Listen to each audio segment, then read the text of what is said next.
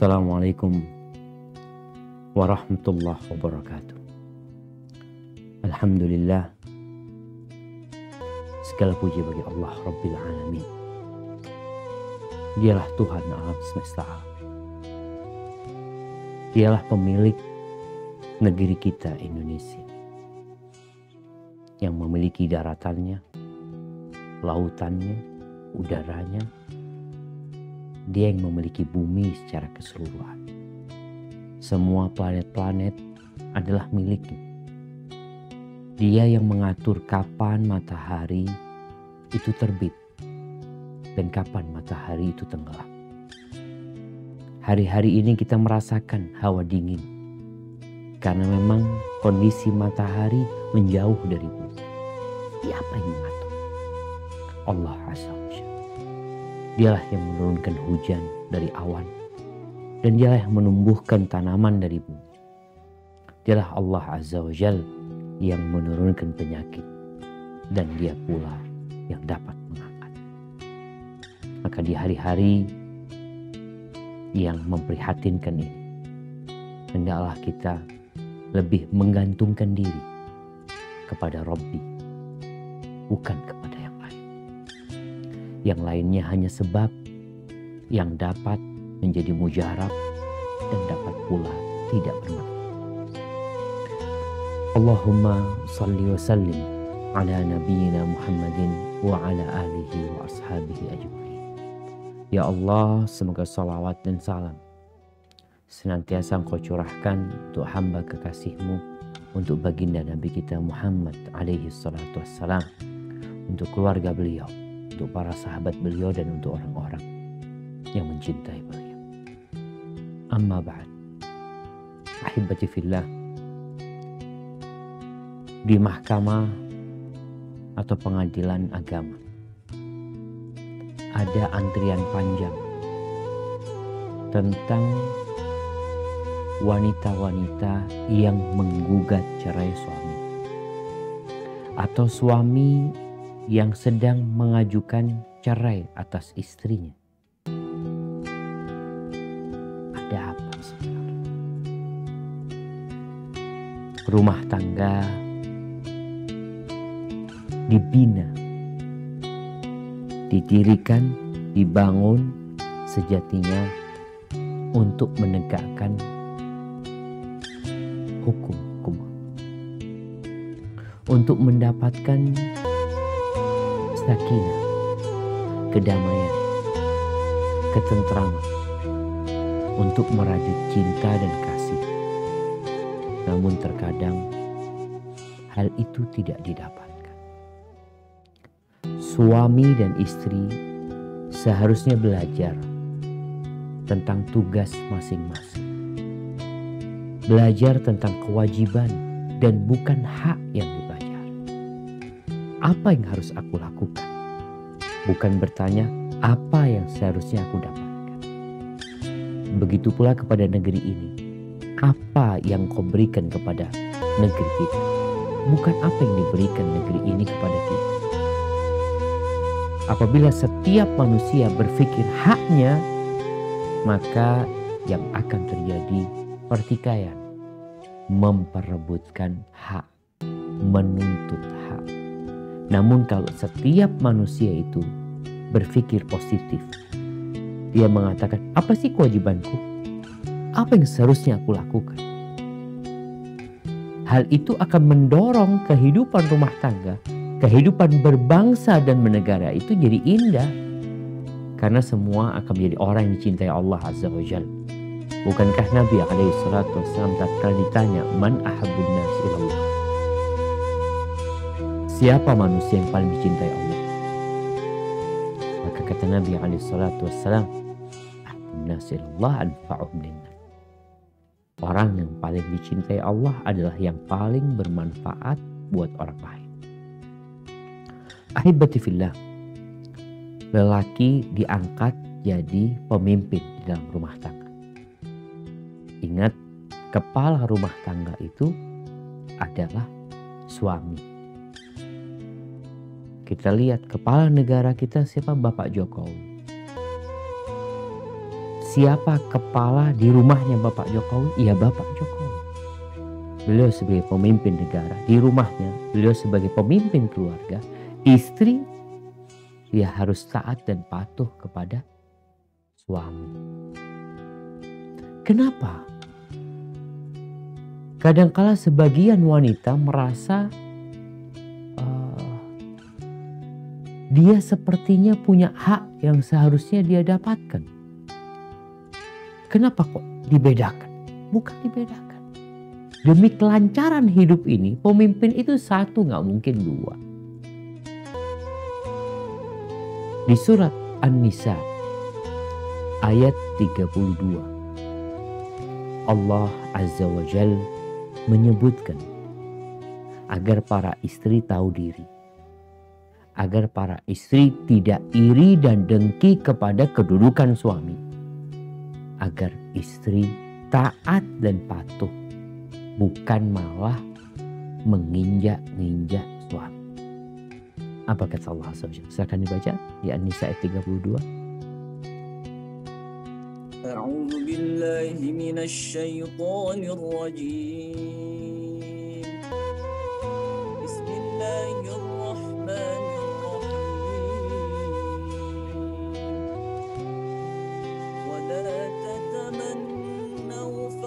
ولا تتمنوا ما فضل الله به بعضكم على بعض للرجال نصيب مما اكتسبوا وللنساء نصيب مما اكتسبوا واسألوا الله من فضله Inna Allah kana bikulli syai'in alima. Yang artinya, dan janganlah kamu iri hati terhadap apa yang dikaruniakan Allah kepada sebagian kamu lebih banyak dari sebagian yang lain. Karena bagi orang laki-laki ada bagian daripada apa yang mereka usahakan, dan bagi para wanita pun ada bagian dari apa yang mereka usahakan. Dan mohonlah kepada Allah sebagian dari karunia-Nya, sesungguhnya Allah Maha mengetahui segala sesuatu. Subhanallah ya. Jadi adanya perasaan iri di diri wanita terhadap apa yang Allah berikan kepada laki-laki, itu telah Allah sebutkan bahwa hal itu terlarang. Ada beberapa riwayat yang menyebutkan bahwa sebab turunnya ayat yang baru saja kita baca di An-Nisa itu karena ucapan Ummu Salamah. Dia bertanya kepada Nabi SAW, "Ya Rasulullah, yaghzur rijal wala naghzu." Di mana laki-laki itu berperang, kita enggak. Padahal tahu dengan keutamaan jihad fisabilillah. Kenapa perempuan kok nggak wajib perang juga gitu? Kok dia malah ngurusin anak di rumah? Dia melayani suami, mempersiapkan segalanya untuk anak-anak suami. Walana nisful mirath. Dan kita juga dapat warisan setengah. Maka kemudian turun ayat di An-Nisa ayat 32 bahwa nggak boleh. Allah telah memberikan karunia kepada laki-laki. Dialah pemimpin, dialah komandan. Di mana-mana yang namanya sebuah lembaga tanpa ada pimpinan, maka nggak jalan. Negeri kita tanpa ada presiden, maka kekacauan yang akan menimpa negeri. Kalau ada dua pemimpin, yang akan terjadi peperangan. Karena semua akan menunjukkan eksistensi diri. Maka Allah angkat kaum laki-laki sebagai pemimpin. Sehingga di surat An-Nisa ayat 34 Allah sebutkan kedudukan para laki-laki. Agar wanita nggak lagi iri. Yang mungkin sampai hari ini kita melihat ada beberapa gelintir wanita yang menuntut kesamaan dengan laki-laki. kesetaraan gender. Dia nggak mau di rumah. Terus siapa yang di rumah? Dia nggak mau taat sama suami. Terus siapa yang jadi pemimpin? Maunya dia. Loh, kalau semua orang menurutin hawa nafsunya masing-masing, hancur yang akan terjadi dengan keluarga, dengan masyarakat. Sekarang kondisi COVID, rakyat yang tidak taat dan patuh kepada aturan pemerintah, aturan penguasa, akan menimbulkan kekacauan. Maka Allah kasih tahu tuh para perempuan agar taat dan patuh kepada pemimpinnya. Suamimu tuh pemimpin. Kalau nggak ingin ya COVID semakin menanjak, ya taatin aturan pemerintah. Mungkin sebagian merasa berat, sebagian merasa dizalimi. Ada perasaan dizalimi, itu ada. Para pedagang mungkin yang biasanya dia dagang di tempat itu, tahu-tahu tempat itu nutup. Akses ke tempat itu ditutup. Dia merasa dizalimi. Tapi kalau dia sadar ketentuan yang ditetapkan sejatinya untuk maslahat bersama, bukan maslahat perorangan, bukan. Maka Allah sebutkan di surat An-Nisa ayat 34, agar para wanita tahu kedudukan suami menjadi pemimpin, kedudukan istri wajib taat dan patuh kepada pemimpin, bukan untuk kesenangan suami. Kepemimpinan suami bukan karena dia berkuasa, karena dia kudeta, sehingga dia mendapatkan tampuk jabatan pemimpin, itu bukan. Terus kenapa? Allah yang mengangkat dia jadi pemimpin. Apa kata Allah Azza wa Jalla? Silakan dibaca. An-Nisa ayat 34. Nah. Ar-rijalu qawwamuna 'alan nisa'i bima faddala Allahu ba'dahum 'ala ba'din wa bima anfaqu min amwalihim.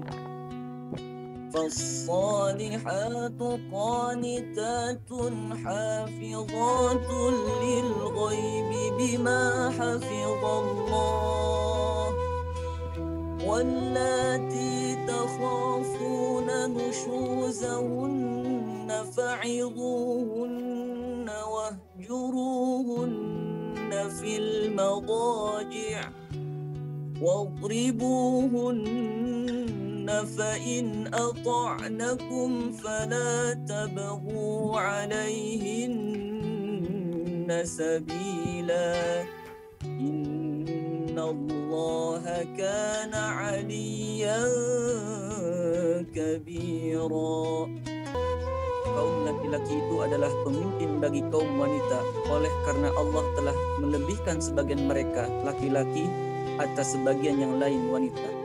Dan karena mereka laki-laki telah menafkahkan sebagian dari harta mereka. Sebab itu, maka wanita yang soleh ialah yang taat kepada Allah lagi memelihara diri ketika suaminya tidak ada. Oleh karena Allah telah memelihara mereka, wanita-wanita yang kamu khawatirkan nusuznya, maka nasihatilah mereka dan pisahkanlah mereka di tempat tidur mereka dan pukullah mereka. Kemudian jika mereka menaatimu, maka janganlah kamu mencari-cari jalan untuk menyusahkannya. Sesungguhnya Allah Maha Tinggi lagi Maha Besar. Barakallahu fikum. Allah menjadikan laki-laki pemimpin dikarenakan dua perkara. Yang satu bawaan lahir, karunia ilahi. Yang satu usaha. Jadi seakan-akan ada perintah di sini.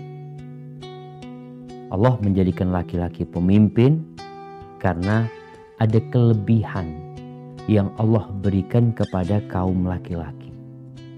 Laki-laki mengayomi istrinya, memelihara istrinya, mencukupi istrinya, sebagaimana seorang pemimpin di sebuah negeri bertugas untuk memberikan kemakmuran, keamanan, kenyamanan kepada rakyatnya. Seperti itu pula tugas seorang suami. Kemudian hal yang kedua, kasbi, dikatakan karena usaha. Di sini ada perintah. Engkau sebagai pemimpin jangan lupa memberikan nafkah. Dari mulai mahar yang dibayarkan, dari mulai kewajiban memberikan sandang, pangan, dan papan. Itu tugas suami. Ini para wanita yang kalian menuntut kesetaraan gender sama laki-laki sebenarnya. Siapa yang wajib memberikan nafkah? Istri apa suami? Mungkin istri malu, kita juga bisa. Kalau bicara bisa, tapi kita ingin kelanjutan kehidupan ini. Kita ingin roda kehidupan ini berjalan. Bukankah di antara maksud dari pernikahan memiliki anak? Kita ingin punya penerus. Kalau sang bapak dan ibu sama-sama sibuk mencari nafkah, siapa yang mendidik anak-anak? Di rahim siapa anak itu akan dititipkan? Perempuan. Akan dilahirkan dari mana? Perempuan. Siapa yang akan ngurusin dia ketika lahir? Ketika mulai disusuin, belajar jalan? Perempuan. Siapa yang akan ngajarin dia ketika dia masih kecil, di PAUD? Bapak-bapak. Jadi tugas mencari nafkah itu tugas suami. Maka sejatinya kembali bahwasanya ada kelebihan-kelebihan di diri laki-laki yang bukan berarti perempuan nggak punya sifat itu. Punya sifat memimpin, sifat kepedulian dengan orang lain, ya, kekuatan, tapi di bawah laki-laki. Allah yang memberikan kelebihan bagi kaum laki-laki. Kemudian jamaah rahimakumullah, Allah menyebutkan tentang wanita-wanita yang soleha. Seperti apa sih?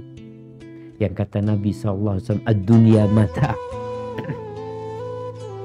Dunia ini perhiasan, dunia ini kesenangan. Tapi bukan tempat bersenang-senang, tapi kesenangan memang dunia ini. Orang merasakan kesenangan di dalamnya. Wa khairu mata'iha al-mar'atus salih.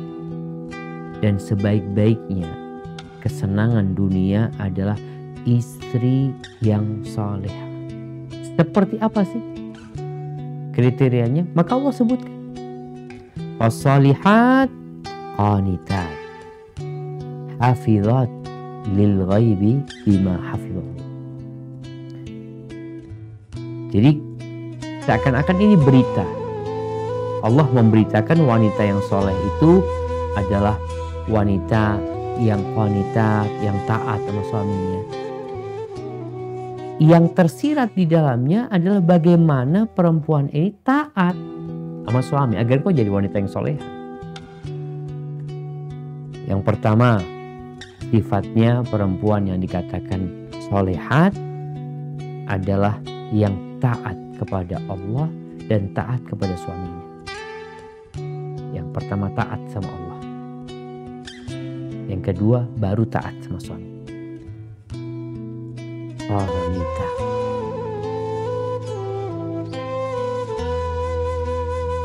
Nabi SAW mengatakan idza shallatil mar'atu khamsah. Kalau wanita sholat yang 5 waktu. Wa shamat syahrah, dan dia puasa bulan Ramadan. Yang ketiga, wa ata'at zaujah, dia taat patuh sama suaminya. Wa hafizat farja, dia menjaga kehormatan dirinya, maka akan dikatakan kepada perempuan ini, udkhulil jannah, silahkan masuk surga dari pintu mana saja yang kau suka. Maka ketaatan pertama adalah ketaatan kepada Allah Azza wa Jalla. Jadi kalau ada istri anak baik, taat, cuma gak sholat, gimana? Cuma dia mau dikatakan tidak berjilbab. Emang jilbab itu perintah siapa? Undang-undang siapa jilbab itu? Siapa yang bikin aturan perempuan berjilbab? Siapa yang nyuruh? Bukan suami. Bukan. Allah Azza wa Jalla. Jadi kalau ada perempuan mengatakan enggak, suami anak enggak nyuruh, ini urusannya Allah yang nyuruh. Maka wanita dikatakan sholihat ketika dia taat sama Allah Azza wa Jalla dan taat kepada suaminya. Jadi kita mungkin sering dengar kalimat kunut. Kunut subuh, kunut waktu witir umpamanya. Kunut itu maknanya mudawamatut ta'ah, ketaatan yang berkesinambungan. Lalu sifat yang kedua, wanita-wanita solehat ini hafizat lil ghaib.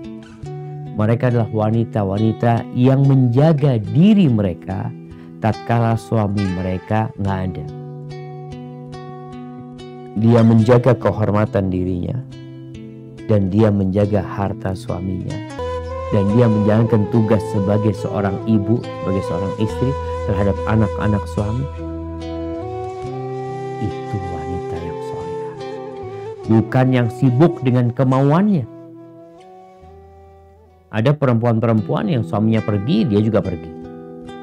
Suaminya merantau, oh gak karu-karuan dia, sudah kemana dia. Yang urusannya arisan, urusannya ini, itu.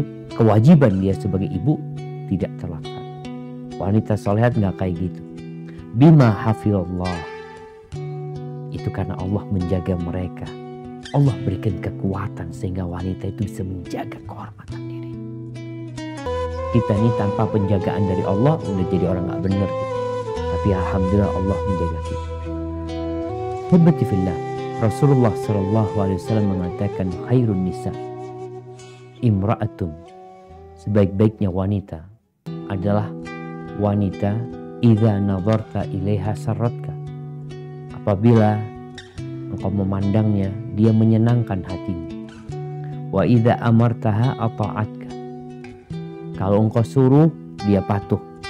Wa idza ghibta anha, kalau engkau sedang absen dari rumah, dari dirinya, hafizatka fi nafsiha wa malik, dia akan menjaga diri dan menjaga harta.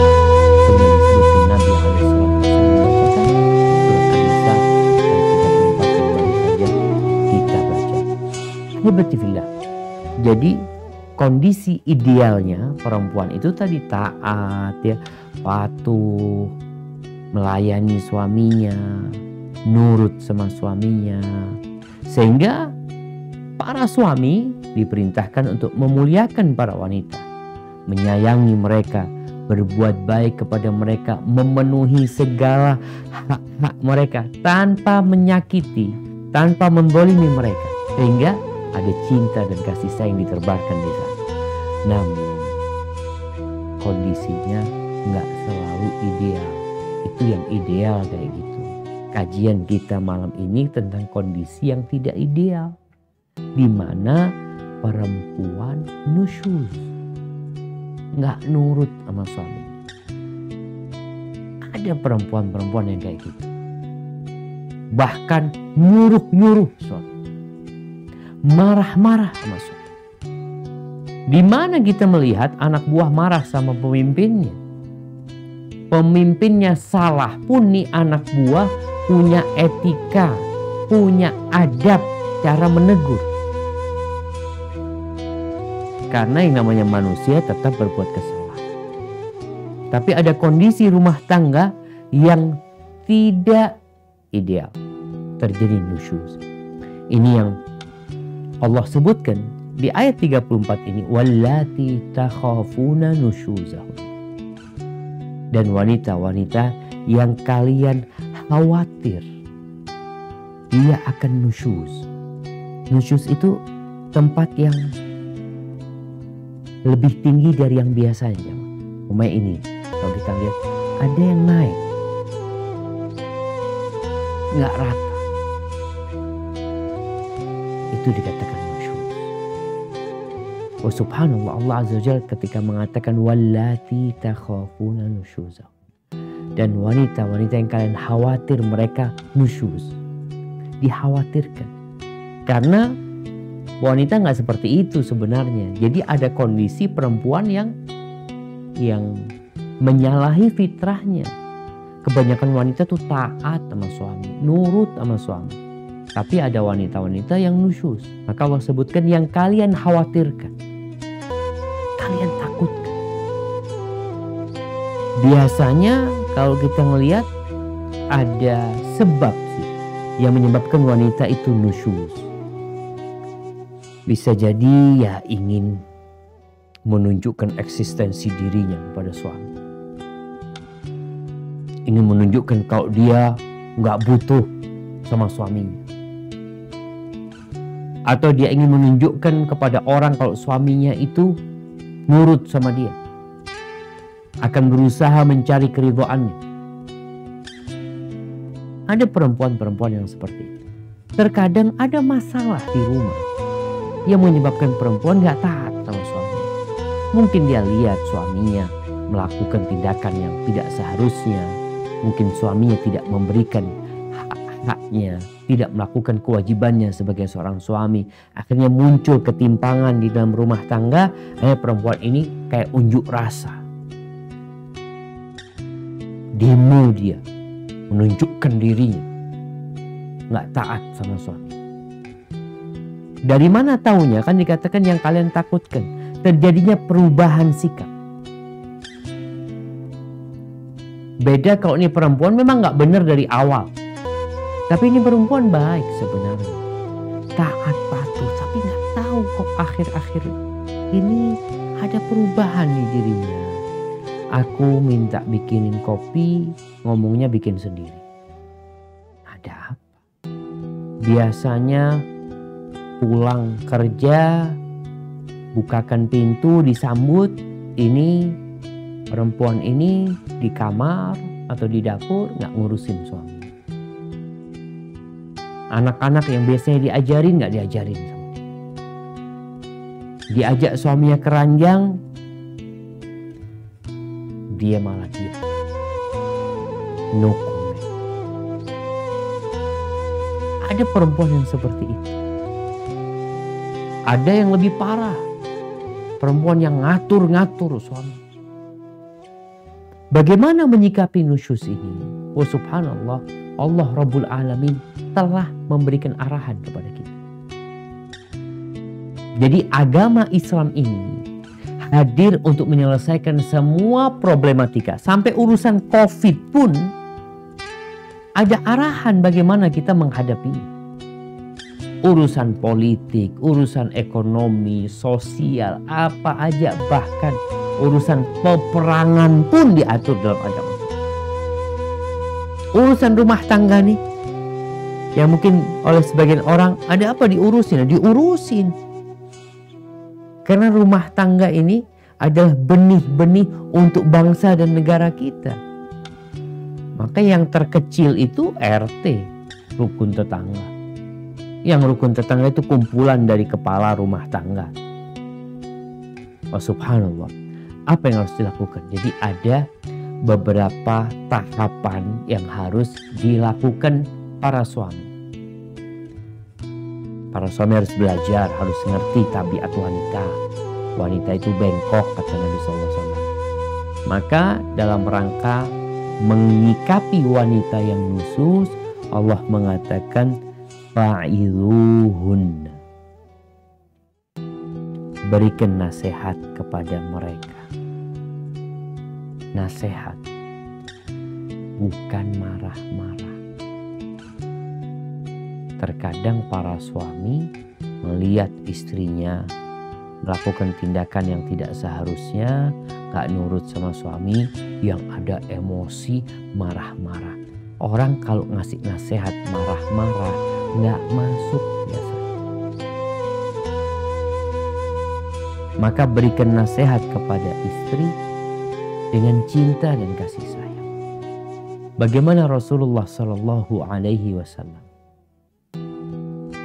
ketika memberikan sebuah amalan kepada Mu'adz bin Jabal, beliau mengatakan, wallahi inni uhibbuka, demi Allah aku mencintai. Nasihat ini munculnya karena cinta. Kalau nggak cinta, kita akan tinggalkan.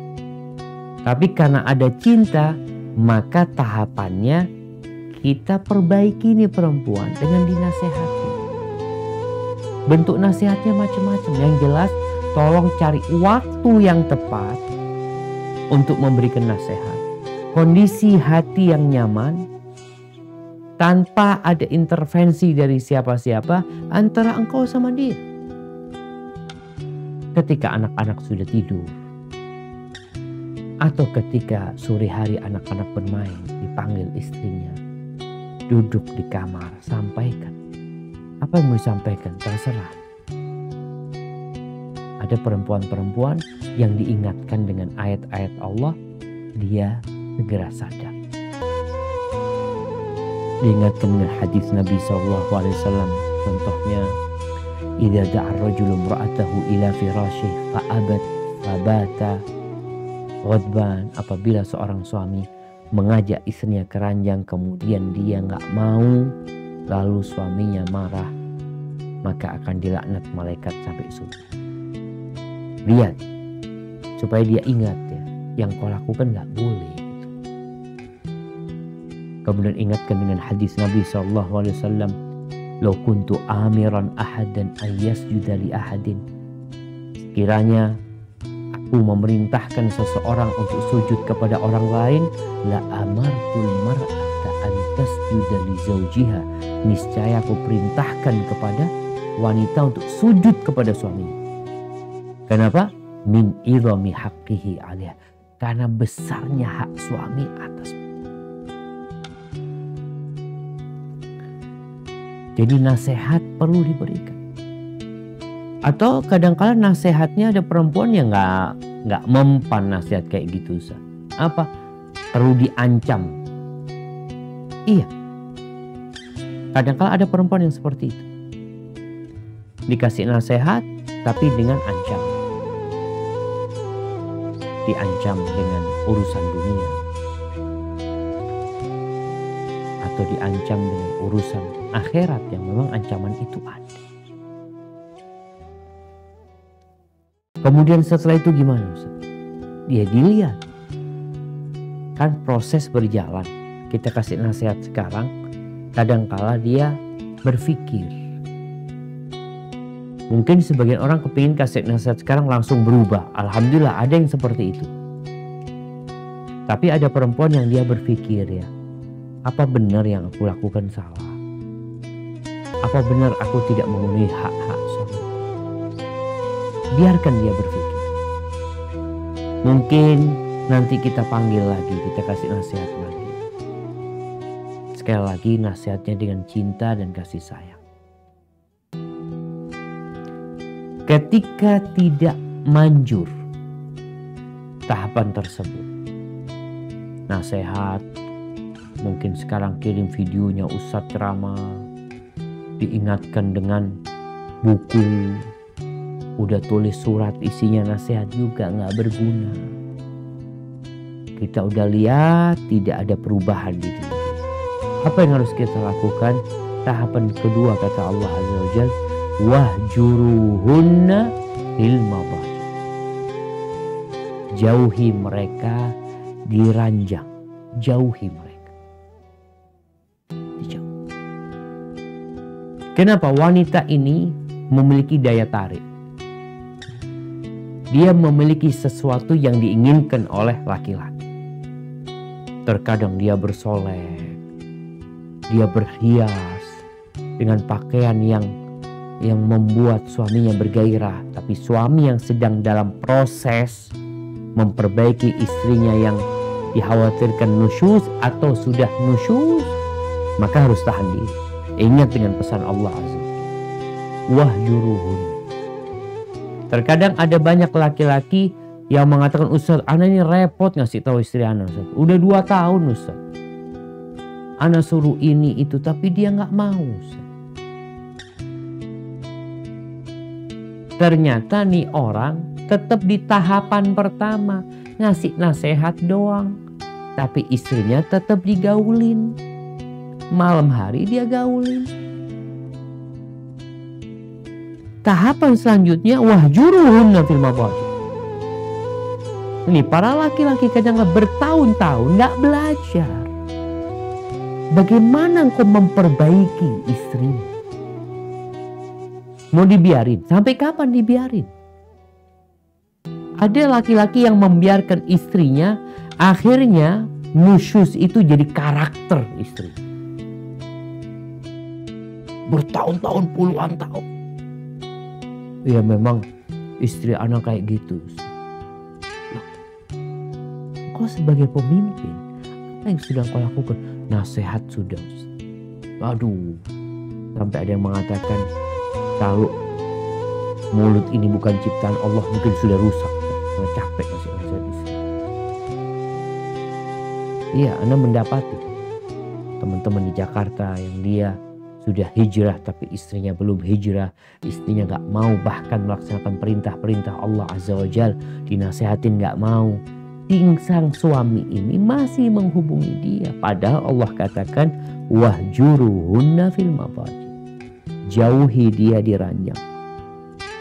Apa kata Abdullah bin Abbas radhiyallahu anhuma, hajruha bi an yuwalliyaha dhahrahu fil firash wa la yaltafit.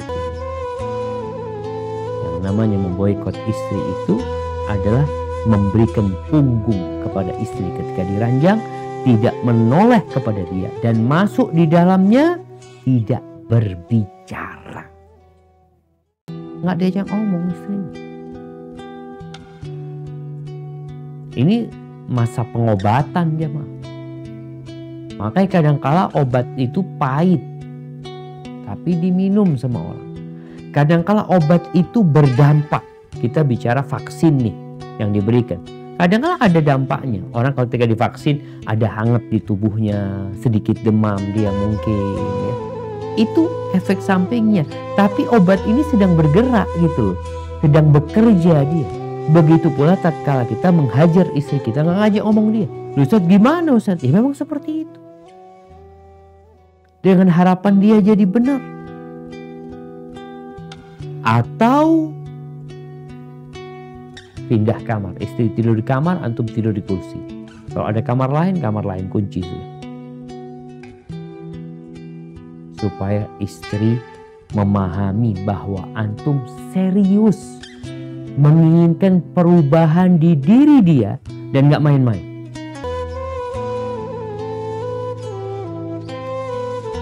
Namun memang usahakan kalau di rumah ada anak-anak tidak menampakkan itu di depan anak. Ini harus orang-orang yang pintar ya. Karena yang sedang mau diperbaiki ibunya bukan anak. Ibunya, istrinya. Orang yang Masya Allah, yang bijak, yang cerdik, yang handal, itu ketika dia menaruh anak-anak, dia bisa mengenai sasaran tanpa tangan kirinya itu merasa. Kadang kalau ada atraksi apel ditaruh di mana? Atas kepalanya. Bagaimana dia mengenai apel itu tanpa melukai kepalanya? Bagaimana dia memperbaiki istrinya tanpa merusak anak-anak? Mukmin itu seperti nahlah, kata Nabi SAW, seperti lebah. Lebah itu datang kemana aja nggak ngerusak dia. Bahkan terkadang yang didatengin itu nikmat dengan kehadirannya. Atau kadang-kadang di sekitarnya tidak merasakan kehadiran lebah tersebut. Engkau ketika memberi nasihat, ketika menghajar, memboikot istri, usahakan tidak tampak di hadapan anak-anak. Bagaimana tujuan itu didapatkan? Yaitu istri tahu kalau antum serius. Berapa lama menghajar? Terserah, melihat kondisi. Kalau sang istri itu cinta sama suaminya, merasa butuh sama suaminya, insya Allah dia akan berubah. Tapi kalau dia memang benci sama suaminya, dengan tidak digauli akan semakin jadi. Dia semakin gak peduli sama suaminya. Karena memang dia gak suka. Ya udah tampak jelas gitu. Kalau ini perempuan memang gak mau gitu. Tapi kalau dia masih merasa butuh, biasanya dia akan berpikir, jangan-jangan mungkin dia sudah berpikir untuk menikah dengan perempuan lain. Mungkin dia juga akan menceraikan aku. Tahapan ketiga, wadribuhum, pukul mereka. Jadi tahapan ketiga itu tahapan memukul. Dan sekali lagi kita nggak malu dengan adanya ayat memukul perempuan. Memukul perempuan ini bukan dianjurkan, tapi ini sedang ngobatin. Apakah seorang dokter yang mengamputasi kakinya orang yang kena diabetes yang sudah membusuk, dikatakan dokter itu boleh? Boleh dokter itu. Kakinya digergaji sama dokter itu. Jadi tatkala kita memahami ayat ini, ingat ayat ini sedang dalam rangka memperbaiki. Itu memukul kalau berguna. Dan memukulnya juga memukul yang dibalut cinta dan kasih sayang. Suami ini masih mau sama istrinya. Kalau nggak mau, suami akan mengatakan, anti talik, aku sudah ceraikan kau, selesai sudah. Tapi suami sedang menginginkan perubahan di rumah tangga. Kalau kiranya memukul itu, ingat memukul yang tidak melukai. Memukul yang tidak mematahkan tulang. Tapi memukul yang mendidik. Mungkin dipukul tangannya. Mungkin dipukul betisnya. Mungkin disentil telinganya. Agar benar-benar sang istri sadar. Tujuannya bukan menyakiti tubuhnya istri, tapi mengetuk hati istri. Jadi ketika dipukul tangannya bukan untuk melukai tangan, tapi untuk menyentuh hati istri. Lisan udah gak nyampe ke hatinya.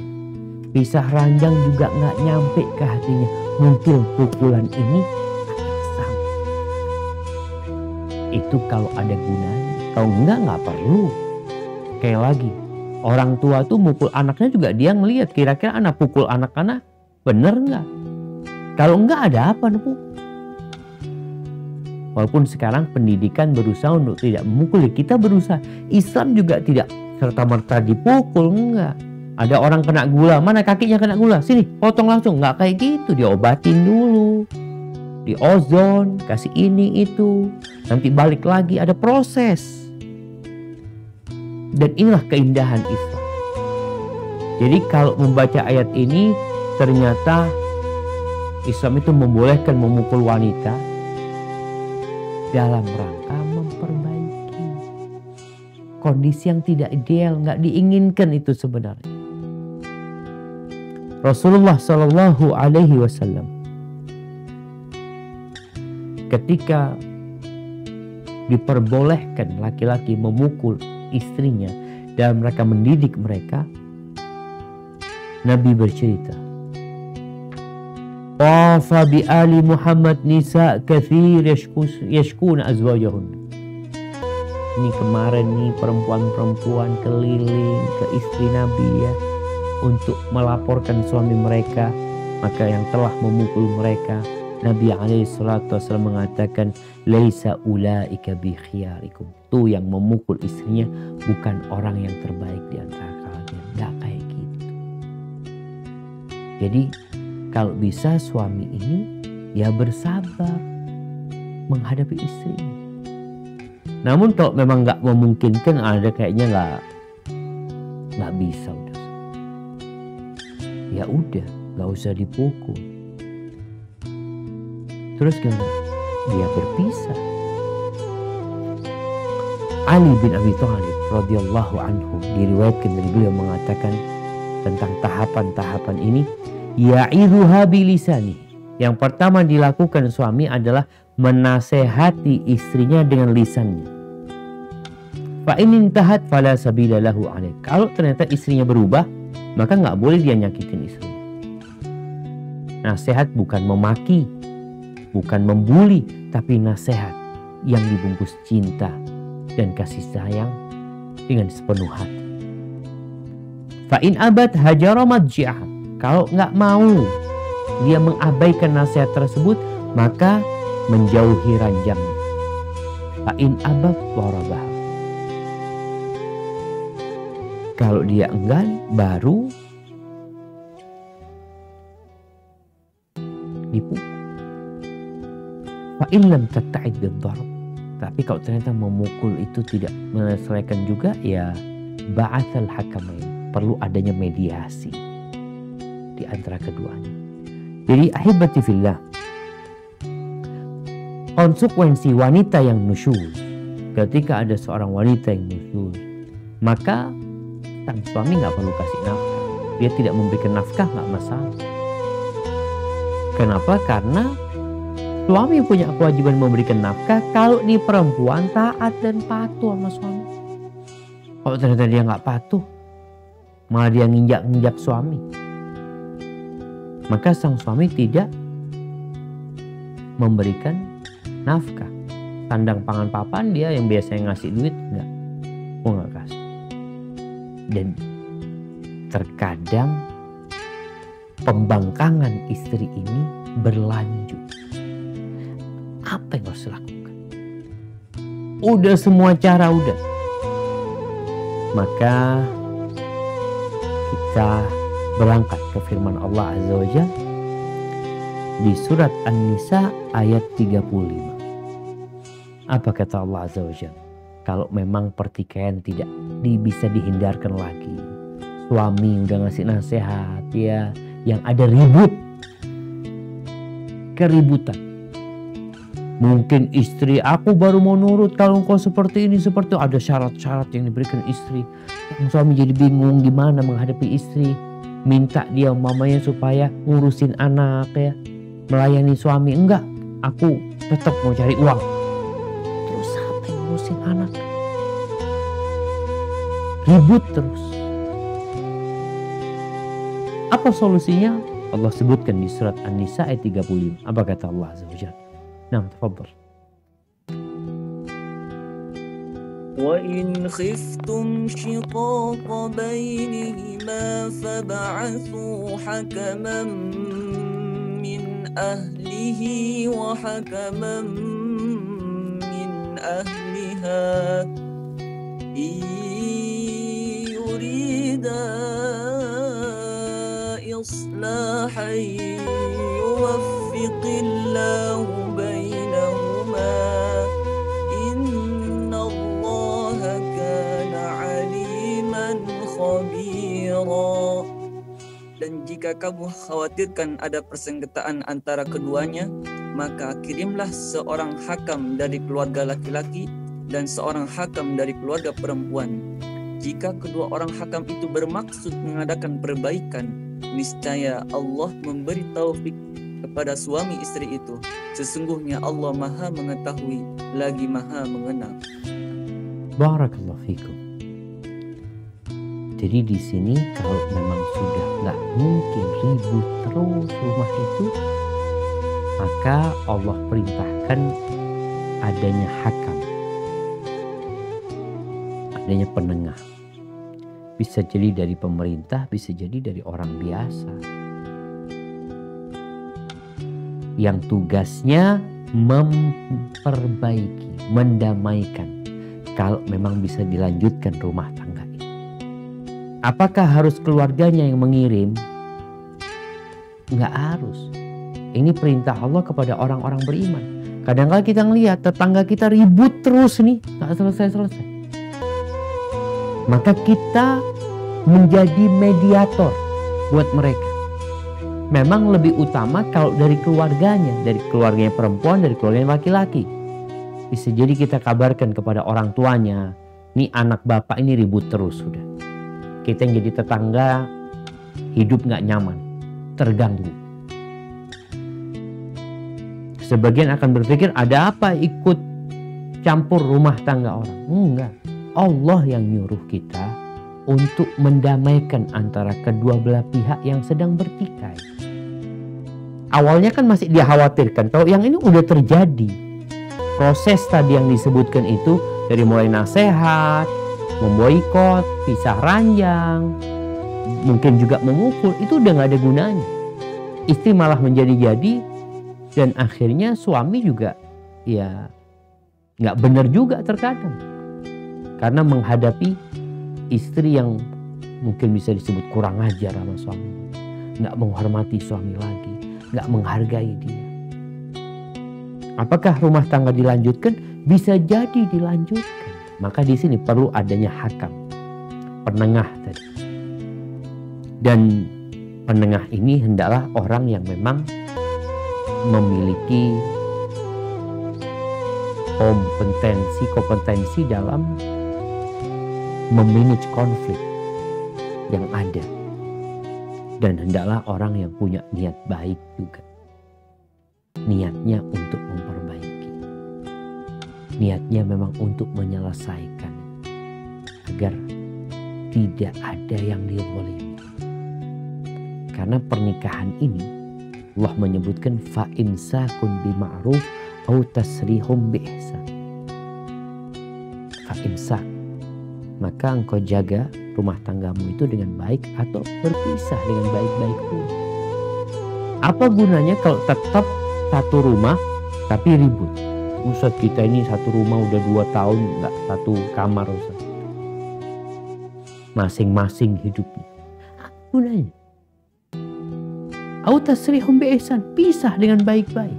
Maka tugas mediator ini, yang memediasi ini adalah melihat apakah bisa dilanjutkan atau tidak. Ahibati fillah, sebagian ulama berpendapat bahwasanya hakam ini, penengah ini punya wewenang untuk memisahkan di antara kedua. Mereka mengatakan, oh kayaknya nggak bisa dilanjutkan, udah bisa. Tapi pendapat yang kedua enggak, mereka nggak bisa memisahkan keduanya kecuali dengan keridhaan kedua orang tersebut. Karena bisa jadi keributan ini keributan yang lumrah terjadi dalam rumah tangga. Mereka tetap ada cinta sebenarnya. Kalau akhirnya hakamnya ini memisahkan, kesian dia. Kok kita jadi cerai gitu loh. Sebenarnya ada yang diinginkan oleh keduanya itu, maka tugas hakam ini mungkin memberikan usulan saja yang lebih kuat. Dia hanya memberikan masukan kepada istri atau kepada suami, engkau kalau memang mau dilanjutkan ya harus seperti ini seperti itu, tuntutan istrimu itu kayak gini. Kemudian dikatakan kepada istri, suamimu itu sebenarnya masih ingin rumah tangganya berlanjut, yang dia minta nggak banyak. Ahibati fillah, diriwayatkan oleh Ali bin Abi Talha dari Abdullah bin Abbas radhiyallahu anhu bahwa Ibn Abbas mengatakan, amarallahu azza wa jalla an yab'athu rajulan salihan min ahli. Allah perintahkan agar mereka mengutus orang yang soleh dari keluarga laki-laki, wa rajulan mislahu min ahli al-mar'ah, dan orang yang laki-laki yang soleh dari pihak perempuan. Fayamdurani ayyuhumal musib. Kemudian kedua orang ini melihat siapa sebenarnya yang salah. Fa in kana ar-rajulu huwal musib hajabu anhum ra'atah wa qasaruhu 'ala an-nafaq. Kalau ternyata suaminya enggak benar, ya udah. Suaminya enggak boleh dekatan istri sampai dia berubah. Tapi tetap suami wajib kasih nafkah. Ini dalam rangka memperbaiki sang suami. Wa in kanatil mar'ah hiyal musi'ah. Kalau perempuan itu ternyata yang nggak benar, qasaruha ala zawjiha wa manu'ahan nafaqah. Maka diperintahkan istrinya untuk melayani suaminya dan dia nggak usah kasih nafkah sampai dia berubah. Jadi adanya perubahan yang diinginkan. Fa in ijtama'a ra'yuhuma ala an yufarriqa aw an yajma'a fa amruhuma jaiz. Kalau keduanya bersepakat untuk memisahkannya atau mendamaikannya, ya urusan mereka, boleh gitu. Ini kembali kepada pihak hakam. Fa in ra'aya ayyajma. Kalau mereka bersepakat untuk membalikan dua orang ini, suami istri ini, faradiya ahadu zawjain wa kariha dzalikal akhar thumma mata ahaduhuma fa innal ladzi radiya yarithu alladzi kariha. kalau salah satunya nggak mau, yang satunya mau, satunya nggak mau. Kemudian yang nggak mau ini mati, maka yang mau ini mewarisi yang nggak mau ini. Fa innal ladzi radiya yarithul ladzi karih wa la yarithul karih ar-radhi.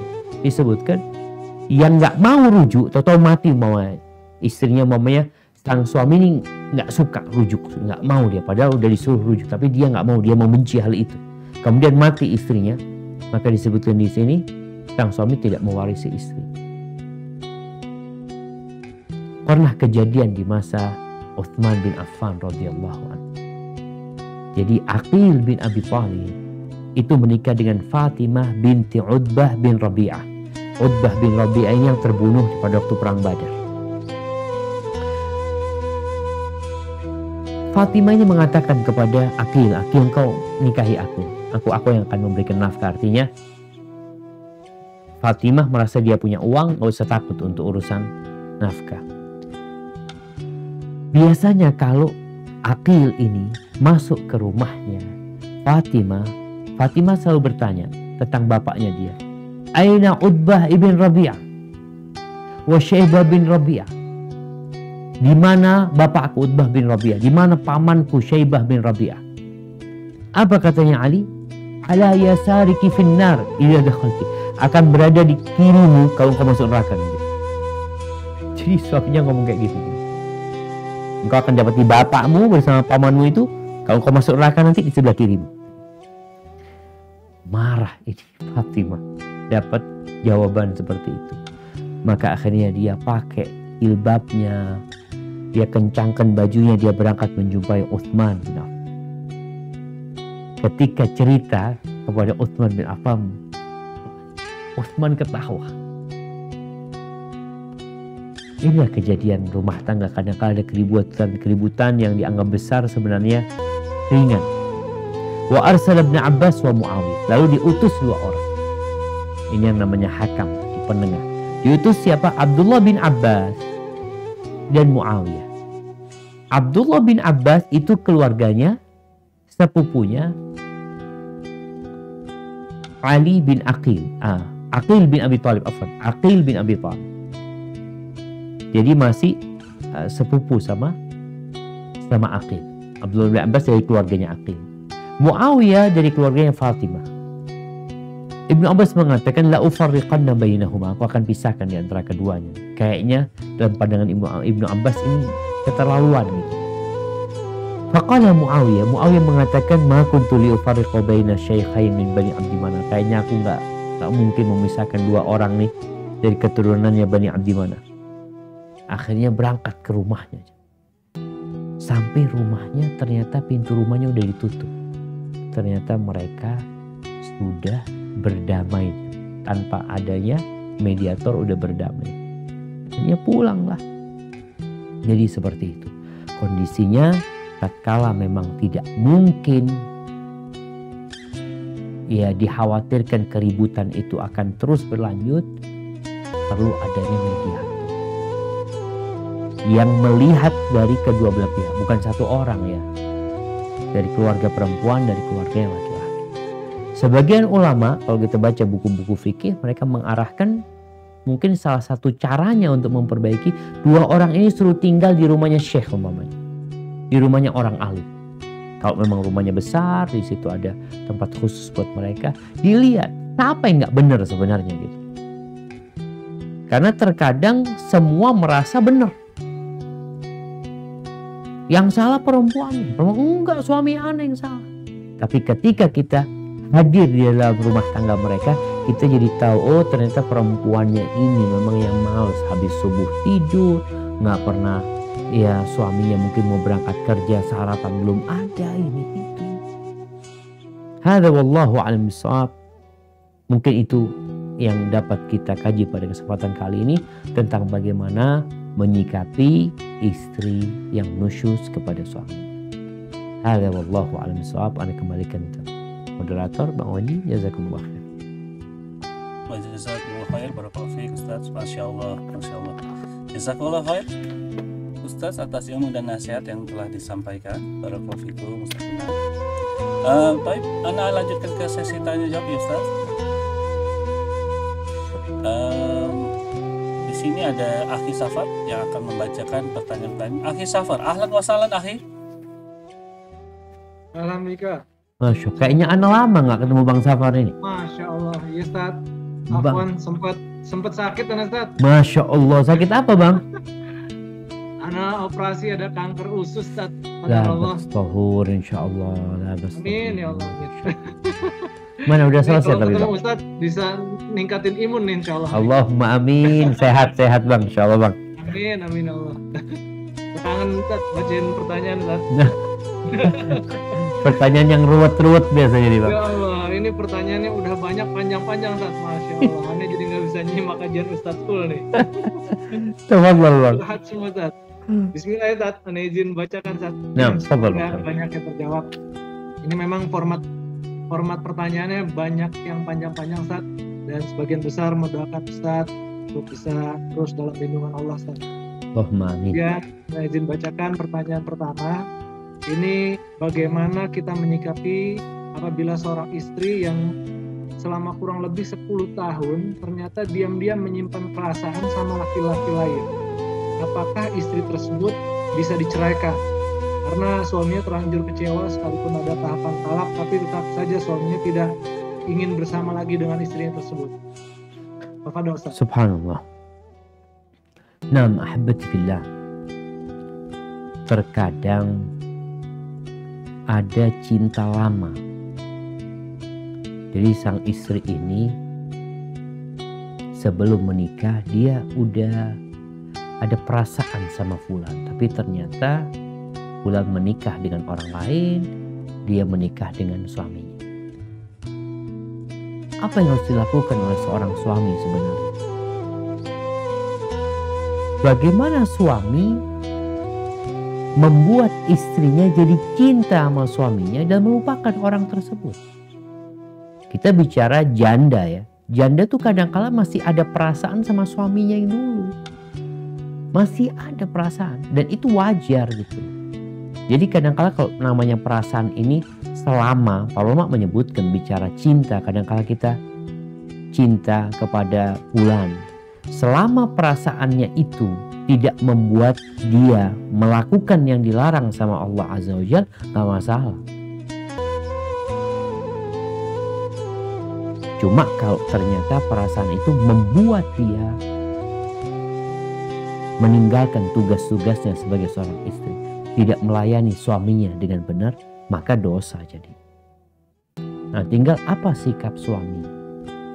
Tadi yang kita bicarakan, diperbaiki istrinya. Jadi suaminya kayaknya baper ini ya. Kayaknya aduh anak hidup sama dia nggak cinta sama anak.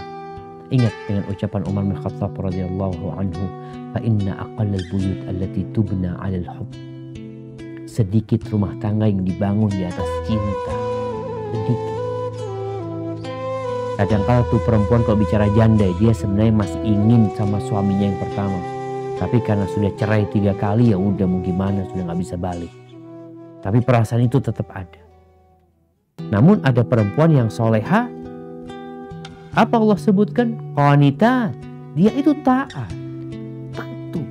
Jadi kalau istrimu itu patuh sama dirimu, taat, dia menjaga kehormatan dirinya, walaupun tadi dia mungkin gak cinta sama engkau, tapi dia tetap menjalankan tugasnya, maka seharusnya engkau menjaga dia. Bagaimana sekarang menumbuhkan cinta di diri dia? Rasulullah SAW ketika menikah dengan Sofiyah, bayangin. Sofiyah ini, suaminya baru dibunuh sama Nabi SAW. Ketika di Khaybar. Karena suaminya berkhianat. Bapaknya Sofiyah dibunuh ketika perang Bani Quraidah. Nabi menikahi Sofiyah, bayangin ya. Bagaimana Sofiyah menikah dengan seorang laki-laki yang baru saja mengambil orang-orang yang dia cintai. Tapi apa kata Sofiyah? Fama zala ya'tadhiru ilayya. Nabi itu terus memberikan alasan, minta maaf sama aku, sampai hilang perasaan itu. Jadi mungkin tinggal dilihat apakah perasaan di istrinya itu membuat dia melakukan yang haram, maka tatkala itu ya tetap ya tahapan tadi yang kita bicarakan, imam kita nasehatin, setelah itu diboikot, bisa ranjang. Tapi kalau nggak mampu lagi ya dikirim utusan tadi untuk menyelesaikan masalahnya. Hadza wallahu a'lam bishawab. Ustaz, jazakallah khair, Ustaz. Selanjutnya nih ada beberapa pertanyaan yang kurang lebih nadanya sama, Ustaz ya. Jadi ana izin merangkum saja. Intinya bagaimana kita sebagai anak menyikapi ibu kita yang kurang lebih punya kategori sifat nusyus itu, Ustaz. Ada kondisinya salah satu jamaah ibunya itu sering melakukan sesuatu hal tanpa izin suami, bahkan dalam berpakaian pun tidak sepantasnya menurut syar'i gitu. Dan bahkan sekarang si ibu itu dalam kondisi sakit, tapi ternyata sakitnya tidak membuat beliau jadi lebih melakukan perbaikan. Nah, kondisi seperti ini apa yang bisa dilakukan anak terhadap ibu yang mungkin beberapa sifatnya kurang baik, Ustaz? Subhanallah, subhanallah. Iya jemaah. Ada yang anaknya udah ngaji, ada anaknya yang alhamdulillah ngerti, sehingga dia bisa menjalankan tugasnya sebagai istri dengan baik. Cuma dia mendapati ibu tadi yang nasyizah, ada. Bahkan tidak sedikit mungkin ada orang tua yang diatur sama istrinya, dikendalikan sama istrinya. Sampai ada yang ngomong seperti bapak anak itu, dia cerita seperti kerbau yang cocornya hidungnya, dicocor hidungnya kemana-mana. Kesian anak sama papa. Apa sikap anak? Tadi anak sempat tegur. Banyak nusyus itu yang akhirnya menjadi karakter. Karena pihak suami membiarkan. Masalahnya tuh di bapak. Lu ibu yang nusyus. Iya. Bapak ini pemimpin. Dia komandan. Kalau komandan diatur sama anak buahnya, yang salah anak buahnya apa komandannya? Ini anak buah tetap salah dengan perbuatan dia, tapi engkau sebagai komandan yang seharusnya mengatur. Arahan-arahan Allah nggak dijalankan. Dari awal yang tadi disampaikan, memberikan nasihat, mungkin sudah memberi nasihat. Yang kedua nggak dijalanin, punya anak lagi. Engkau gimana istrimu mau jadi benar sedangkan kau punya anak lagi. Dia nggak bisa ranjang sama istrinya dalam rangka memperbaiki istri. Jadi di bapaknya ini yang bermasalah. Baik, sekarang sudah terjadi. Bapak kelak akan dimintain pertanggungjawaban sama Allah sebagai komandan. Sang istri juga akan diminta pertanggungjawaban atas perbuatan-perbuatan yang tidak senonoh, yang tidak sepantasnya. Tugas anak memperbaiki. Dengan cara apa? Menumbuhkan keimanan di diri ibu. Agar ibu sadar yang dilakukan itu dilaknat. Perempuan-perempuan bagaimana kalau ada perempuan yang menyakiti suaminya? Sampai bidadari di surga mengatakan qatalakillah. Semoga Allah membinasakan. La tu'zi, jangan kau sakitin orang itu. Innama huwa dakhilun, dia itu cuma singgah tempat, entar dia akan berpisah. Jadi tugas anak menumbuhkan rasa takut dan harap di diri orang tua. Ada khauf, ada roja. Takut dengan azab Allah, berharap rahmat Allah Azza wa Jalla. Karena dua sisi ini yang mungkin dapat disentuh. Tapi sekali lagi, kadangkala udah menjadi karakter karena permasalahan dari bapak. Tugas anak tetap memberikan nasihat ya. Bapaknya juga dikasih tahu, Pak, bapak ini jadilah seorang laki-laki. Tunjukkan bapak bahwa saya yang berhak memerintah di rumah tuh bapak. Bukan bapak disuruh-suruh semuanya. Kadang-kala bapaknya ngomong, aduh daripada ribut, udahlah biar. Subhanallah. gara-gara bapaknya lebih memilih damai daripada ribut, yang terjadi rusaknya karakter istri. Yang ini akan berdampak kepada anak-anak nanti. Tapi alhamdulillah anak-anaknya soleh. Jadi mungkin yang bisa dilakukan anak, memberi nasihat bapak dan memberi nasihat ibu. Tadi bicara tentang keimanannya dikuatkan. Apalagi dunia ini akan ditinggalkan. Tentang bagaimana menjadi wanita yang soleha, wanita yang dijamin masuk surga itu seperti apa sih. Dengan harapan ibu tertarik dan meminta maaf kepada bapak. Hadza wallahu a'lam. Baik, Ustaz. Jazakallah khair, Ustaz. Selanjutnya ini ada beberapa pertanyaan yang nadanya sama juga. Nah, izin merangkum, Ustaz. Intinya gini, Ustaz. Intinya suaminya tidak berpenghasilan, tidak bertanggung jawab terhadap penghasilan, tidak mencari nafkah. Sementara si istri dipaksa untuk mencari nafkah, untuk menafkahi keluarga. Bahkan ada yang suaminya udah ngutang kemana-mana tanpa sepengetahuan istri, istrinya disuruh untuk melunasi utang-utang suaminya. Nah, pada kondisi seperti ini, Ustaz, apakah istri tetap harus patuh kepada suami? Satu. Dan kedua, apabila istri menolak, apakah istri masuk kategori nusyuz? Apa dosa? Nah, subhanallah jemaah. Ya, di negeri kita banyak melihat yang seperti itu.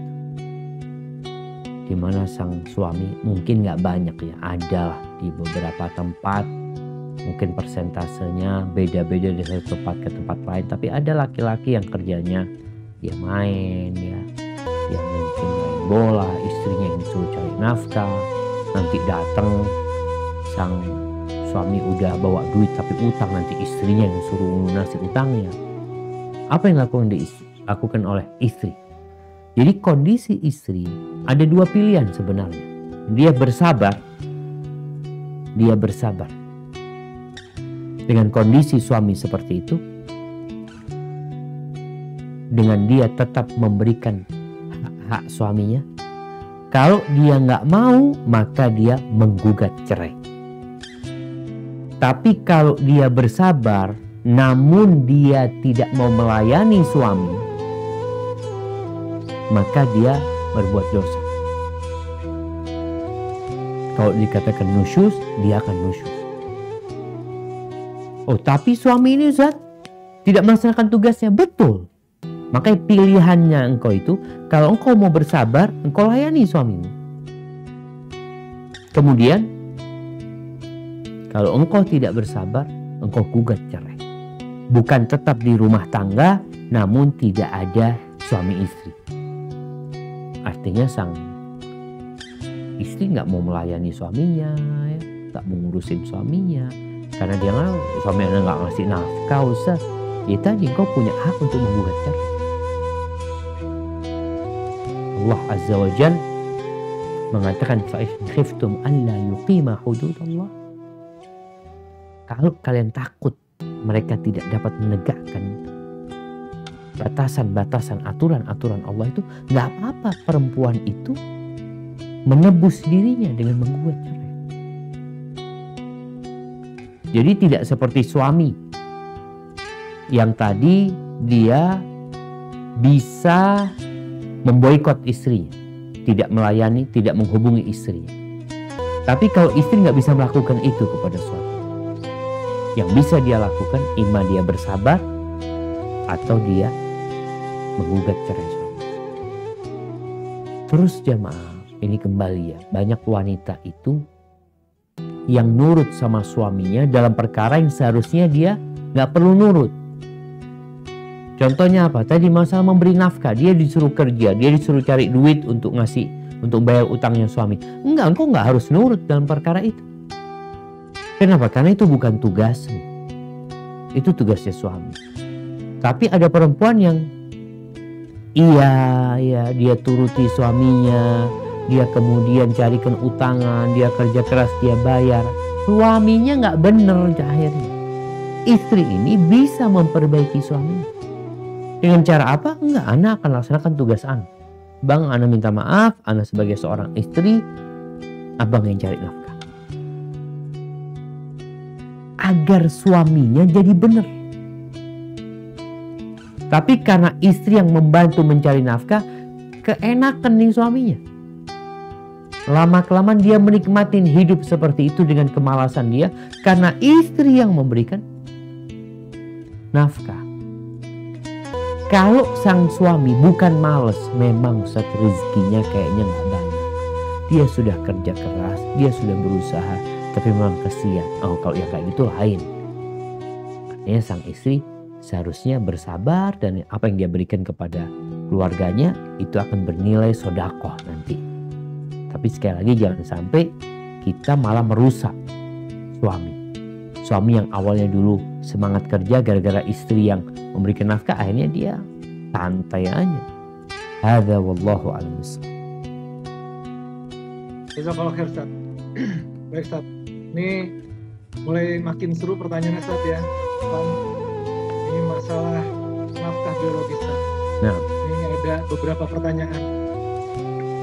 Nah, intinya, Ustaz, adalah bagaimana hukumnya dan bagaimana solusinya.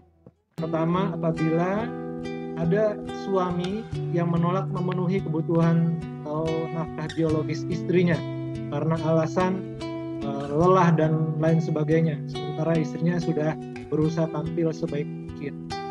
Begitu juga sebaliknya, saat apabila ada kondisi di mana sang istri menolak memenuhi kebutuhan suaminya karena alasan trauma, pernah katakanlah berselingkuh sebelumnya, sehingga dia tidak mampu untuk memberikan kebutuhan suaminya.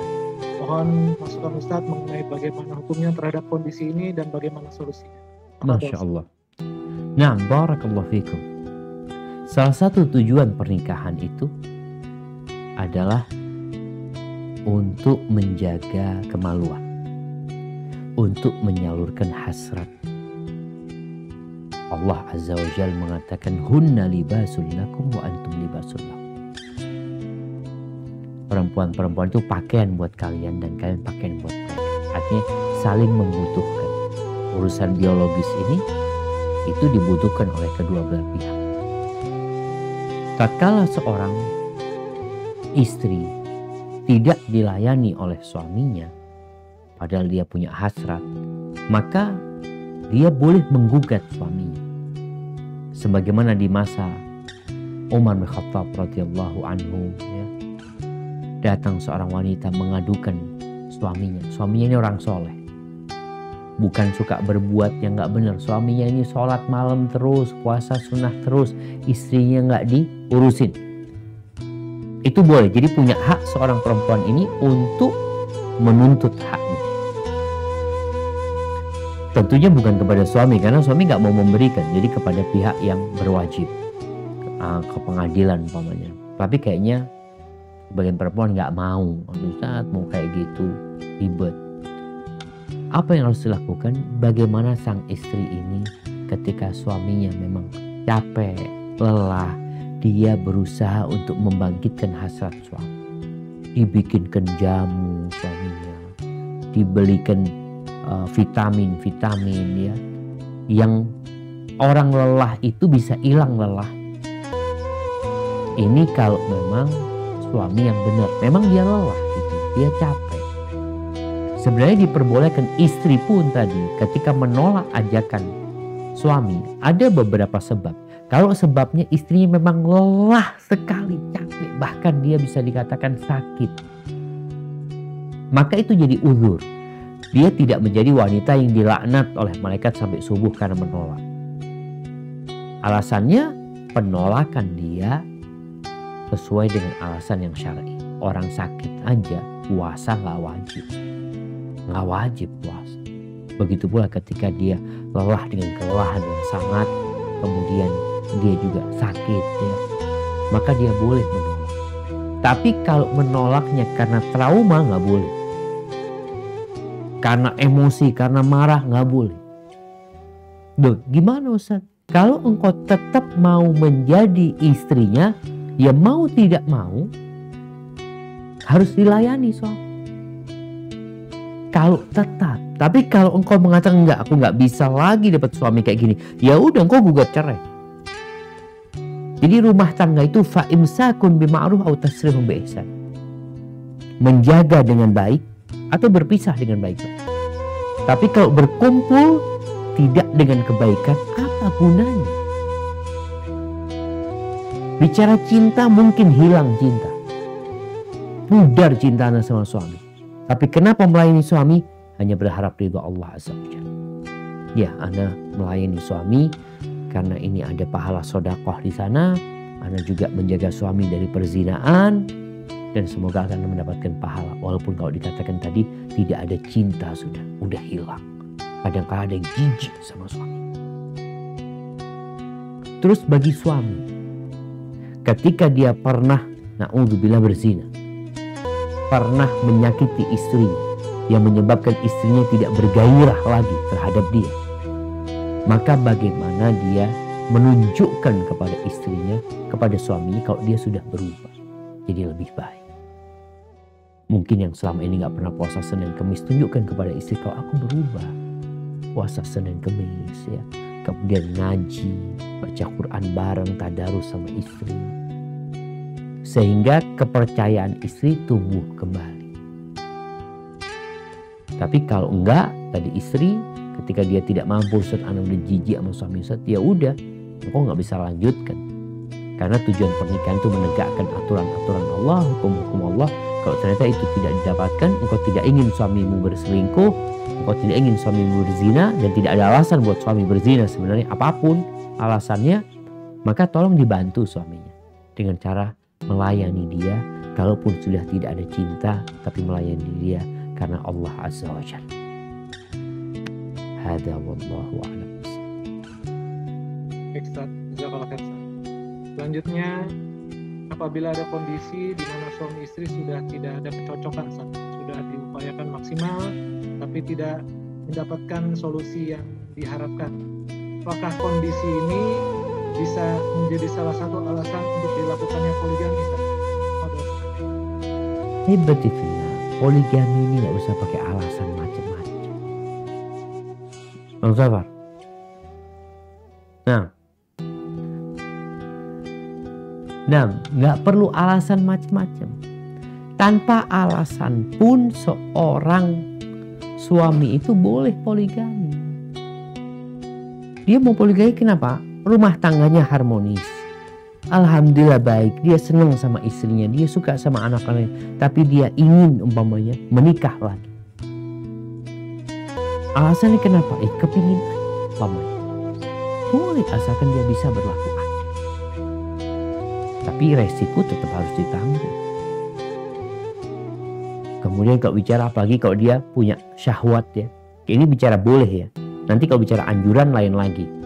Anjuran itu mamanya karena dia memang kepingin memperbanyak anak ya. Anak-anak sama istri cuma 2 Ustaz, cuma 3 mamanya. Anak kepingin punya anak 12 ya. Dia nikah lagi dengan tujuan itu. Ahlan Ustaz. Jadi dianjurkan dia nantinya.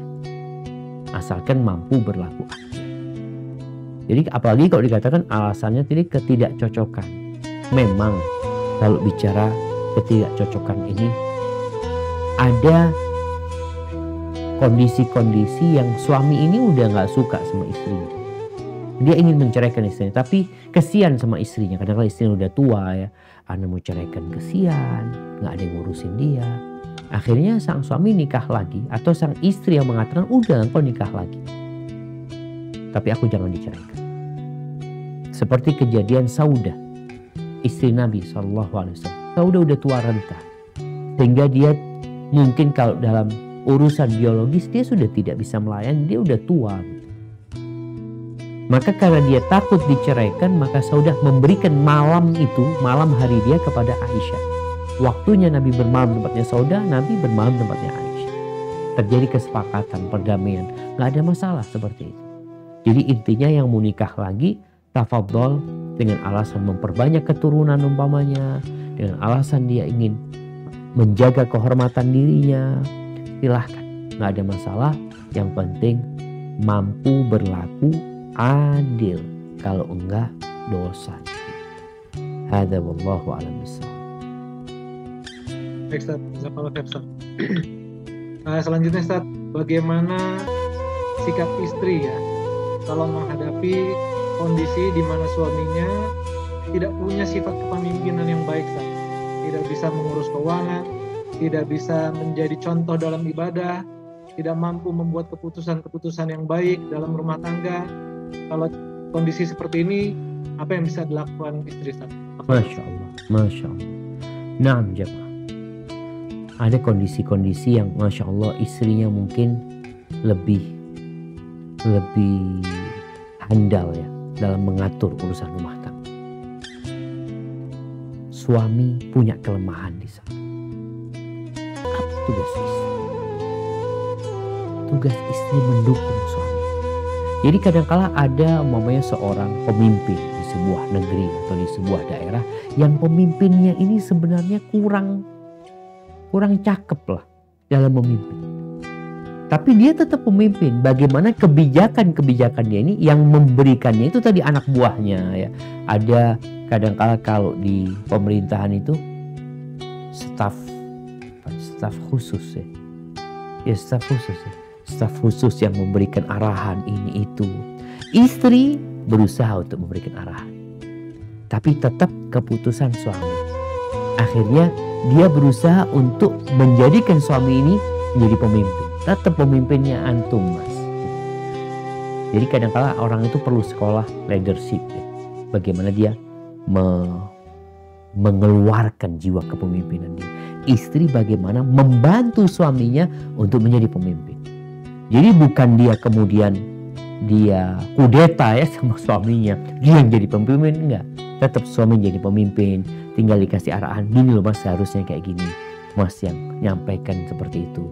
Jadi pemimpinnya tetap suami, hanya istri menjadi staf khusus pemimpin ini yang memberikan arahan-arahan untuk kebijakan-kebijakan, dan nanti yang jalanin juga istri gitu. Hadza wallahu a'lam bishawab. Baik, Ustaz. Jazakallahu khair, Ustaz. Selanjutnya ada kondisi seperti ini, Ustaz, di mana istri itu agak susah menerima kepemimpinan suami, Ustaz ya. Mungkin kayak kaum feminis kalian, Anda kurang tahu juga nih, di mana mereka seakan merasa dipijak atau ditindas oleh laki-laki, Ustaz. Masya Allah. Dia kurang bisa terima terhadap pemimpin laki-laki. Sementara sang suami ini masih bersikap sabar gitu ya, masih bersikap sebaik mungkin gitu. Nah, apa yang bisa dilakukan suami terhadap kondisi istri yang seperti ini, dan sampai juga si suami dikatakan sebagai dayus gitu, Ustaz. Nah, barakallahu fiik. Ya, ahibati fillah, Masya Allah ya. Ada suami-suami yang sabar. Memang Allah Azza wa Jalla mengatakan wa'ashiruhunna bil ma'ruf. Gaulilah istri-istri kalian dengan cara yang ma'ruf, dengan cara yang baik, yang patut. Fa in karihtumuhunna. Kalau kalian benci sama mereka, apa yang dilakukan? Berpisah dengan mereka. Nggak ada cinta, nggak suka sama mereka. Allah mengatakan fa in karihtumuhunna fa asa an takrahu syai'an wa yaj'alallahu fihi khairan katsiran. Bisa jadi kalian ketika membenci sesuatu, ternyata di balik itu Allah jadikan banyak kebaikan. Jadi kesabaran suami ini baik, tapi jangan kesabaran yang membiarkan. Kesabaran yang memperbaiki. Karena ada sabar dibiarin, ya tadi takutnya sampai suami dikatakan dayus nantinya. Jangan sampai. Allah Azza wa Jalla mengatakan ya ayyuhalladzina amanu inna min azwajikum wa auladikum aduwwan lakum fahdharuhum. Wahai orang-orang beriman, sesungguhnya ada sebagian pasangan-pasangan kalian, istri-istri kalian, anak-anak kalian musuh buat kalian. Maka hati-hati. Jadi ada kehati-hatian menghadapi tadi istri seperti yang menolak kepemimpinan suami, yang maunya dia. Jangan dibiarin, kita memang berhati-hati, namun diperbaiki. Selama tidak melanggar agama, ada suami yang aduh nggak apa-apa lah. Selama ada kondisi yang ideal banget, tapi ada kondisi ya nggak apa-apa. Dalam agama kan ada yang mubah-mubah aja. Selama yang dilakukan istri itu tidak sampai melanggar urusan syariat, sang suami bersabar. Tapi kalau sudah melewati, maka tugas suami menyelamatkan istri dari api neraka. Jangan dibiarin gitu istrinya seperti itu. Allah mengatakan qu anfusakum wa ahlikum nar, jagalah diri kalian dan keluarga kalian dari api neraka. Jadi jangan sampai sang suami membiarkan istrinya melakukan kemungkaran-kemungkaran tanpa memperbaiki. Tapi kalau memang dia sedang memperbaiki dan terus memperbaiki, nggak ada masalah. Dia terus bersabar dan dia terus memperbaiki. Ingat, bukan bersabar tapi membiarkan. Hada wallahu a'lam. So, kayaknya kita ke pertanyaan terakhir Bang Sofa. Ya, nah, nih kasihan yang belum kebagian dibacakan ya. Mohon maaf. Jadi, karena keterbatasan waktu, saya bacakan pertanyaan terakhir, Ustaz. Ini ada akhwat, Ustaz. Mohon nasihatnya dari Ustaz. Sang akhwat ini sudah berkeluarga dan kondisinya sekarang ibu dari akhwat ini meminta dia dan suaminya untuk tetap tinggal bersama sang ibu. Padahal kondisi di rumah tersebut sangat tidak kondusif. Ada ipar juga di situ, dan sang ibu juga saat ini kondisinya dengan bapaknya sedang dalam ya banyak percekcokan seperti itu, Ustaz. Dan sepertinya juga kondisi di rumah ini akan tidak kondusif gitu ya untuk melaksanakan banyak-banyak hal-hal yang syar'i. Nah, kalau kondisi seperti ini, mereka tadinya mau mandiri pun tetap dipaksa oleh si ibu untuk tetap tinggal bersama. Nah, bagaimana menyikapi kondisi seperti ini, Ustaz? Apa dosa? Ini suaminya, Bang. Ini si ahwatnya, Ustaz. Ibu dari si ahwat yang minta mereka tinggal di rumahnya si ahwat. Masya Allah, ibunya lagi ya. Ibunya lagi. Bukan nah, bapak. Gimana si ahwatnya ini bersikap, Ustaz? Dia udah mau mandiri, udah mau kontrak, udah mau tinggal sendiri, tapi ibunya maksa sampai banyak ancaman lah. Ya, bagaimana si ibu gitu memaksa si anaknya tetap tinggal, padahal kondisi di rumah itu udah sangat tidak kondusif gitu. Apa dosa? Ya, barakallahu fiik. Ya memang tatkala berhadapan dengan orang tua yang tidak berpendidikan,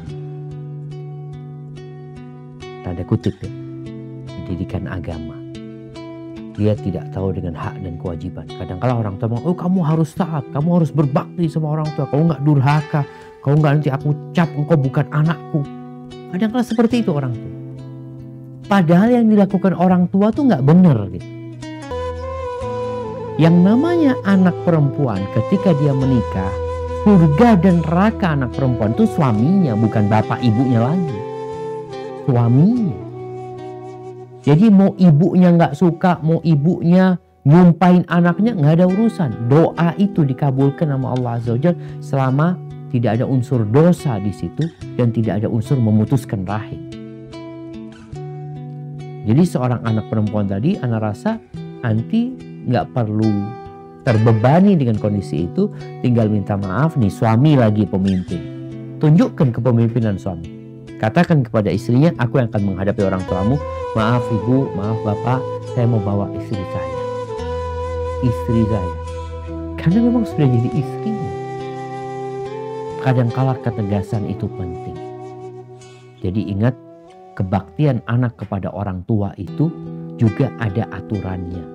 Bukan hanya semua kemauan orang tua diturutin, enggak. Kadang-kala sang anak mau nikah, anak laki nih, mau nikah sama fulana yang soleha. Ibunya nggak boleh. Apakah wajib taat sama ibunya? Nggak wajib taat. Kalau memang ada mudarat buat dia. Kecuali memang menikahin perempuan itu, ibu kita tahu nih perempuan nggak benar, maka wajib taat sama orang tua. Kembali kepada pertanyaan, kalau dikatakan tadi ibu perempuannya yang melarang, maka seharusnya sang suami menunjukkan eksistensi dirinya dia sebagai seorang suami. Dia minta maaf sama mertuanya, dia minta maaf sama ibu mertuanya. Ana mau bawa istri Ana mau hidup mandiri sama dia. Terima kasih atas semuanya, berangkat. Kalau nanti mereka marah, kemarahan mereka tidak termasuk yang keridhaan Allah. Itu berada di keridhaan orang tua. Murka Allah itu juga bergantung memurka orang tua, karena kemurkaan orang tua tidak pada tempatnya. Jadi yang terjadi kezaliman. Jadi Ana rasa mungkin seperti tadi yang Ana sampaikan, seorang suami harus berani tunjukkan kau sebagai seorang suami. Begitu pula kadang-kala seorang anak laki-laki menikah dengan perempuan. si perempuan ini tinggal sama orang tuanya laki-laki. Kalau tinggal di sana tidak ada masalah, aman, alhamdulillah. Tapi kalau ternyata selalu disalahkan sama ibu mertuanya sehingga perempuan ini nuntut kepada suaminya minta rumah sendiri. Punya hak itu perempuan punya rumah sendiri. Pisah sama orang tua, pisah sama orang tua. Diperbolehkan. Iya, itu memang hak dia. Allah Azza wa Jalla mengatakan askinuhunna min haitsu sakantum min wujdikum wala tudarruhun. Tempatkan istri-istri kalian itu sesuai dengan kemampuan kalian, jangan membahayakan mereka. Di antara bentuk membahayakan istri itu adalah tinggal sama mertuanya. Kalau itu menyebabkan keributan. Tapi kalau enggak, alhamdulillah. Jadi ada kondisi ideal, alhamdulillah menantu sama orang tuanya baik. Tapi ada kondisi yang mertuanya ini, mertua perempuannya ini selalu nyalah-nyalahkan istrinya. Maka ribut terus.